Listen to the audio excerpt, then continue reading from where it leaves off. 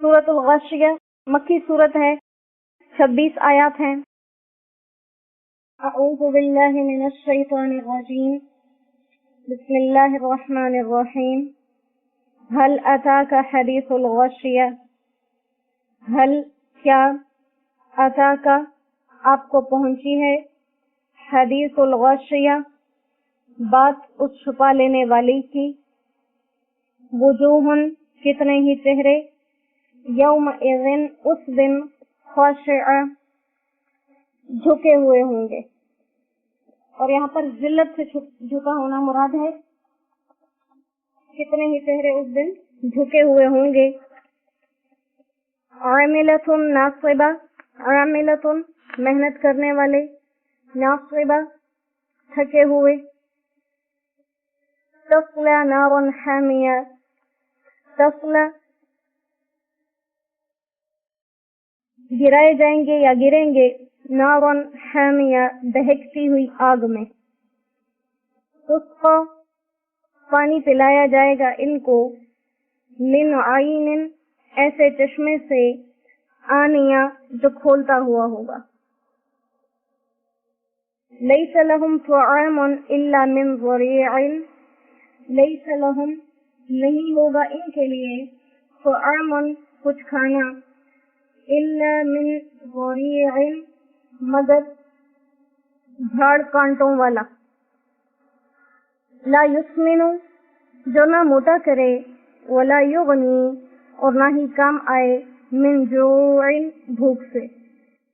वुजूहुन यौमइज़िन नाइमा, वुजूहुन कितने ही चेहरे, यौमइज़िन उस दिन, नाइमा तरोताजा होंगे, लिसाइहा अपनी मेहनत पर, राज़िया राज़ी, फी जन्नतिन आलिया ऊंचे बागों में, ला तस्मउ नहीं सुनेंगे, फीहा इन बागों में, लागिया कोई लग़व बात,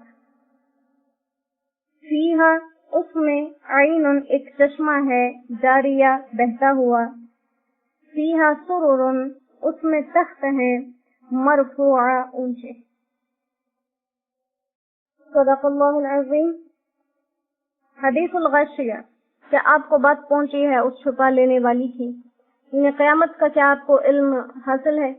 और जैसे बार बार ये बात अर्ज की जाती है कि 30वें पारे में ज्यादातर मज़ामीन क़यामत के हवाले से हैं,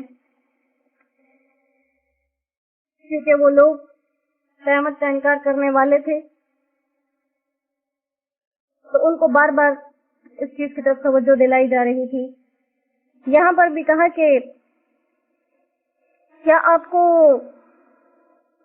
बात पहुंची है उस छुपा लेने वाली की, तो इंसान को शौक दिलाना मकसूद है कि इंसान को ये सवाल सुन करके क्या तुम्हें बात पता चली। जैसे हम किसी को तजस्सुस में डालना चाहते हैं, उसका शौक बढ़ाना चाहते हैं, हम कहते हैं क्या तुम्हें फलां बात पता है। तो यहाँ भी कहा कि क्या तुम्हें उस छुपा लेने वाली क़यामत का वाक़या पता है कि उस दिन क्या होगा। तो उस दिन क्या होगा अल्लाह ने हाल बयान कर दिए। जैसी मेहनतें हैं, जैसी कमाइयां दुनिया के अंदर, वैसी कमाई आखिरत के अंदर। तो कहा कि वहां उस दिन लोगों के मुख्तलिफ हाल होंगे। पहला हाल क्या है, अल्लाह हमें इस हाल से महफूज रखे। कहा कि कितने दिन, कितने ही चेहरे उस दिन झुके हुए होंगे। चेहरे का झुकना दो वजह से होता है, ये अदब की वजह से, एहतराम की वजह से, और या जिल्लत की वजह से, शर्मिंदगी की वजह से। तो आगे जो आयत बयान की गई वहां से समझ आती है कि यहाँ पर जो चेहरे झुके हुए होंगे ये शर्मिंदगी और जिल्लत से होंगे, क्योंकि कहा कि वो चेहरे मेहनत करने वाले होंगे और थके हुए होंगे। तो अमूमन क्या होता है, जो इंसान किसी चीज के लिए मेहनत करे, उसके लिए थकन उठाए, तो उसे अच्छा फायदा दिया जाता है। और आम मुहावरात में आमिल या आमिला उस शख्स के लिए अरबी में बोला जाता है जो मुसलसल मेहनत से और काम करने से थका मांदा हुआ हो और चूर हो। इसी तरह से नासिबा का मतलब भी क्या है कि बहुत ज्यादा मुशक्कत उठाना और थकना। अब यहाँ पर दो हालतें बयान की गई हैं इन लोगों की, कि इन लोगों के चेहरे ایک تو ذلت سے جھکے ہوئے ہوں گے. پہلا حال، دنیا کے اندر حکم ہے کہ اللہ کے آگے خاشع، نماز میں خشوع اختیار کرو، لیکن دنیا میں اللہ کا حکم نہیں مانا، نماز نہیں پڑھی، نماز کا انکار کیا، لہذا آخرت میں تو چہرہ جھکانا پڑے گا لیکن وہ عاجزی نہیں ہوگی، پھر وہ ذلت ہوگی. دوسرا حال بیان کیا، عاملہ، عمل کرنے والے ہوں گے، ناصبہ، اور مشقت سے تھکے ماندے ہوں گے. یہ دنیا کا ان کا حال ہے،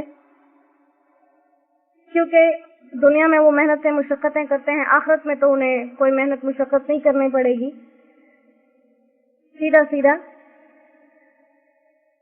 جہنم میں چلے جائیں گے. تو دنیا میں ان کے یہ چہرے کیوں تھکے ہوئے ہوں گے؟ دنیا میں ان کے چہرے اس لیے تھکے ہوں گے، جو سب سے بڑی وجہ یہ ہے کہ بہت سے لوگ جو کافر ہیں، فاجر ہیں، یہود و نصارہ، ہندو، مختلف قسم کے جتنے مذاہب کے لوگ ہیں،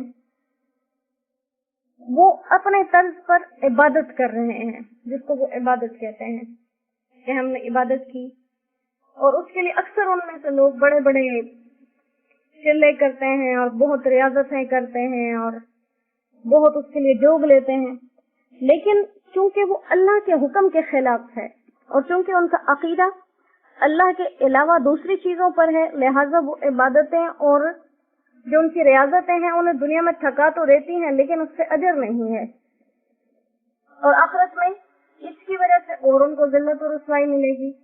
یہی ایک انسان اس کے مخالف اللہ کو جب رب مان لے اور عبادتوں میں خود کو تھکائے بنا صرف فرائض مکمل کر لے، دنیا بھی سنور جاتی ہے، آخرت بھی سنور جاتی ہے.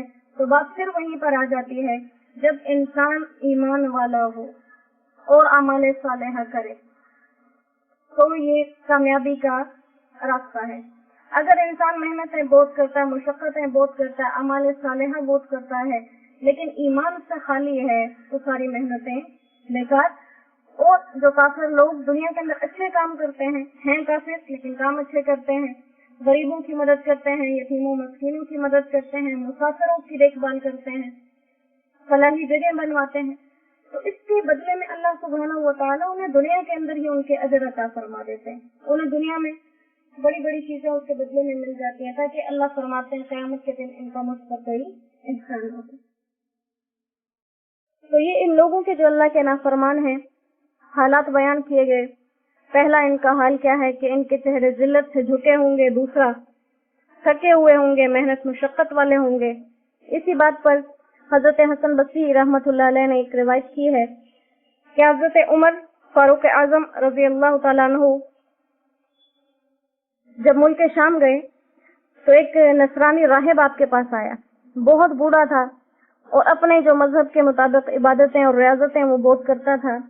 تو محنت سے اس کا چہرہ بگڑا ہوا تھا، بدن خشک تھا اور اس نے پرانا سا لباس پہنا تھا. جب حضرت عمر فاروق رضی اللہ تعالیٰ عنہ نے ان کو دیکھا تو آپ رونے لگے. لوگوں نے رونے کا سبب پوچھا تو آپ نے فرمایا کہ مجھے اس بوڑھے کے حال پر رحم آ گیا کہ اس بیچارے نے ایک مقصد کے لیے بہت محنت کی ہے مگر وہ محنت صحیح راستے پر نہیں، لہذا اس کی وجہ سے اللہ کو راضی نہیں کر سکتا. پھر اس کے بعد حضرت عمر رضی اللہ تعالیٰ عنہ نے یہی آیت تلاوت فرمائی کہ وجوہ یومئذ خاشعہ عاملۃ ناصبہ. باوجود محنت کے بھی یہ کیا رہیں گے اس دن؟ محروم رہیں گے. پھر اس کے بعد ان کے ساتھ کیا جائے گا کہ تصلی نارا حامیہ، دہکتی ہوئی آگ میں ڈال دیا جائے گا، گرم آگ میں ڈال دیا جائے گا. حامیہ کہتے ہیں گرم کو، اور ظاہر ہے آگ گرم ہی ہوتی ہے، دنیا کی آگ گرم ہوتی ہے. لیکن یہاں پر جو تاکید سے کہا نا کہ وہ آگ بڑی گرم ہے، بتانے کا مطلب یہ ہے کہ آگ گرم ہے یہ تو تم لوگوں کو پتا ہے، لیکن کہیں جہنم کی آگ کی گرمی کو اس آگ کا جیسے نہ سمجھ لینا کہ جیسے یہ گرم ہے وہ ہوگی اس کی گرمی. اس کو جب اللہ گرم فرما رہے ہیں تو سوچنے کی بات ہے کہ وہ کتنی گرم ہوگی. اور اس کے بعد ان کا حال کیا ہوگا؟ پیاس لگے گی، بھوک لگے گی، تو جب پانی مانگیں گے کیسا پانی؟ تسقى من عين آنية، چشمے، ایسے چشمے جو کھول رہے ہوں گے گرمائش کی وجہ سے. اس کا پانی پلایا جائے گا. یہ موجودہ دنوں کے اندر جیسے موسم بنا ہوا ہے, شدید گرمی ہے, اس گرمی میں جب انسان کہیں سے آتا ہے یا بیٹھے بیٹھے ہی اس کو پیاس لگتی ہے تو اچھی طرح سے جو ٹھنڈا پانی ہوتا ہے اس سے پیاس بھی بجھتی ہے اور انسان کو تسکین ملتی ہے. اور اس کے برعکس اگر کوئی گرم پانی پی لے تو الٹا اس کو اور زیادہ تکلیف اس سے محسوس ہوتی ہے. تو کہا کہ جب وہ پیاس سے پانی مانگیں گے تو کھولتا ہوا پانی دیا جائے گا, جب کھانا مانگیں گے تو کھانا دیا جائے گا. ان کو ایسے جھاڑیاں جو کانٹوں والی ہیں, ذریع یہ ایک خاص قسم کی کانٹوں والی گھاس ہے جو زیادہ تر عرب کی زمینوں میں پھیل جاتی ہے, وہاں پر موجود ہوتی ہے. اور اتنے کانٹے ہوتے ہیں اس کے اندر کہ کوئی جانور بھی اس کو آسانی سے کھانا پسند نہیں کرتا, اور بہت ہی زہریلی قسم کی یہ گھاس ہوتی ہے. تو کہا کہ ان کو کھانے میں کیا دیا جائے گا, ایسی جھاڑ ہوگی جو کانٹوں سے بھری ہوئی. اب یہاں پر کھانے سے کیا ہوگا, لا یسمن ولا یغنی من جوع. کھانا انسان دو چیزوں کے لیے کھاتا ہے, ایک تو صحت اچھی ہو جائے, دوسرا بھوک مٹ جائے. لیکن کہا کہ اس کے اندر اگر کوئی زبردستی اس کو کھا بھی لے تو نہ تو اس سے بھوک مٹے گی اور نہ ہی اس سے کوئی جسم کی تندرستی حاصل ہوگی, نہ اس میں غذا بننے کی صلاحیت ہے, نہ بھوک کو ختم کرنے کی. اور یہ مصیبت سے حشر میں جو ہے یہ پریشان پھرنا اور دوزخ میں ان کو بیڑیاں پہنایا جانا, ان کو زنجیروں میں باندھنا اور جہنم کے پہاڑوں پر چڑھنا. اور اسی طرح سے کھولتا ہوا چشمہ جس سے یہ پانی پیئیں گے, اور اس کا وہ کھانا جس کو ذریعہ کہا گیا. اور بعض جگہوں پر جیسے کہا گیا کہ ان کو زقوم ملے گا کھانے کو, یا غسلین ملے گا ان کو کھانے کو. تو مطلب کیا ہے کہ یہ ہر لحاظ سے مصیبت میں ہوں گے, ہر لحاظ سے مصیبت میں ہوں گے. ایک مصیبت سے چھٹکارا ملے گا, مرتے وقت کی جو تکلیف ہوگی کہیں گے اس سے چھوٹ جائیں تو مر جائیں گے. مر کے قبر میں جو حالات ہوں گے کہیں گے اس سے چھوٹ جائیں. وہاں سے جب حشر کے لیے نکلیں گے تو کہیں گے قبر ہی اچھی تھی. حشر میں جو سختیاں برداشت کریں گے تو کہیں گے کہ کہیں جہنم میں پھینک دیے جاتے, ان سختیوں سے بچ جائے. جب جہنم میں جائیں گے تو کہیں گے کہ حشر کی سختی بھی کافی تھی, کاش جہنم سے نکل آئے. لیکن یہ وہ دروازہ ہے جو ایک دفعہ بند ہو گیا, کھلنے والا نہیں ہے. تو یہ ساری تکلیف دہ چیزیں ان کو وہاں پر کھانے کو دی جائیں گی کہ جس کے اندر ان لوگوں کو طرح طرح کی تکلیفیں اور سختیاں برداشت کرنی پڑیں گی. اور کہا یہ سختیاں اور یہ تکلیفیں کس وجہ سے, کہ اللہ کی ذات کو نہیں مانتے تھے اور اس کی بتائی ہوئی باتوں پر عمل نہیں کرتے تھے. پھر اس کے برخلاف مومنین کو تسلی دی کہ وجوہ یومئذ ناعمہ, کتنے ہی چہرے اس دن تر و تازہ ہوں گے. اللہ ہم سب کو ان میں شامل کرے. اللہ ہمیں قیامت کے دن کی سختیوں سے اپنی حفاظت میں رکھے. کتنے ہی چہرے اس دن تر و تازہ ہوں گے, اللہ ہمارے چہروں کو اس دن تر و تازہ رکھے. لسعیہا راضیہ. کل پڑھا تھا کہ رب ان سے خطاب کرے گا کہ میرے بندوں میں داخل ہو جاؤ اور میری جنت میں چلے جاؤ. اور آج ذکر ہے کہ لسعیہا راضیہ. اسی طرح کل ذکر تھا کہ راضیہ مرضیہ, اپنی کمائیوں پر راضی, اپنی کمائیوں پر راضی. کمائی پر راضی ہونے کا مطلب کیا ہے کہ دنیا میں اللہ کی مان کر چلے, وہاں اتنے بہترین بدلے ملیں گے کہ اللہ سے اور راضی ہو جائیں گے. جیسے دنیا میں راضی تھے, اپنی کمائی کے بدلے پہ اور زیادہ راضی ہو جائیں گے اور جنتوں میں چلے جائیں گے, باغات میں چلے جائیں گے جن کی شان یہ ہے کہ وہ بلند ہوں گے اور اس میں کوئی بکواس فضول بات نہیں ہوگی. اس میں ایک چشمہ ہوگا بہتا ہوا, اور وہاں پر تخت ہوں گے اونچے بچھے ہوئے. اب یہ سارے اچھے حال بیان کیے جا رہے ہیں. نافرمانوں کے لیے جتنی سختیاں ہو سکتی تھی ان کو بیان کی گئی, اور اچھے لوگوں کے لیے جتنی نعمتیں ہو سکتی تھی وہ بیان کی. یہاں تک کہ اگر کوئی انسان عیش و آرام میں ہو اور مالی لحاظ سے بھی مستحکم ہو, لیکن اس کے باوجود اگر کوئی اس کو تھوڑی سی اذیت والی بات کہہ دے تو وہ چیز انسان کو تکلیف دیتی ہے. تو اس چھوٹی سی بات کا بھی اللہ نے دھیان رکھا, اللہ نے انسان کو تسلی دی کہ لا تسمعوا فیہا لاغیہ, یہ جو باقی نعمتیں ملیں گی تمہیں کوئی لغو بات, کوئی غلط بات, کوئی گالی گلوچ, کوئی بہتان, کوئی الزام, کوئی غیبت, کچھ ایسی چیز جسے سن کر انسان کو تکلیف پہنچے, کچھ بھی ایسا سننے کو نہیں ملے گا. جنت والوں کا یہ اکرام ہے کہ وہاں پر کسی قسم کی غلط باتیں نہیں ہوں گی. تو اس سے معلوم یہ ہوا کہ دنیا کے اندر بھی انسان کو کسی پر الزام لگانے سے, کسی کی ٹوہ میں رہنے سے, کسی کے تجسس میں رہنے سے اور بے تکی اور بے ڈھنگی باتیں کسی انسان کو کہہ دینے سے اپنے آپ کو باز رکھنا چاہیے, کیونکہ اس چیز کو اللہ نے اذیت والا کہا ہے.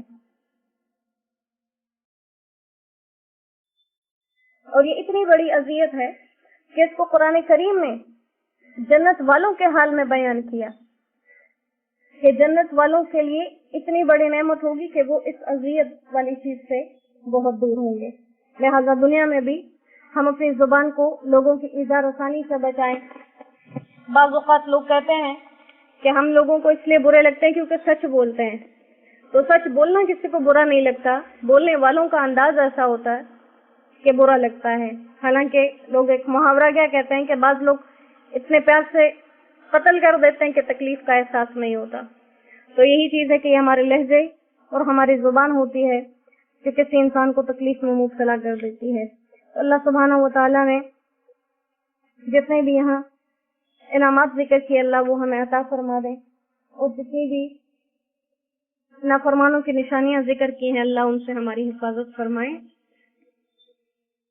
اچھی طرح سے تسلی کے ساتھ, محبت کے ساتھ اور اس یقین کے ساتھ قرآن اٹھا کے بیٹھا کریں کہ یہ ایک ایک لفظ جو آج ہم سن رہے ہیں, پڑھ رہے ہیں, سنا رہے ہیں, کل نہیں معلوم ہمیں زندگی مہلت دے گی یا نہیں.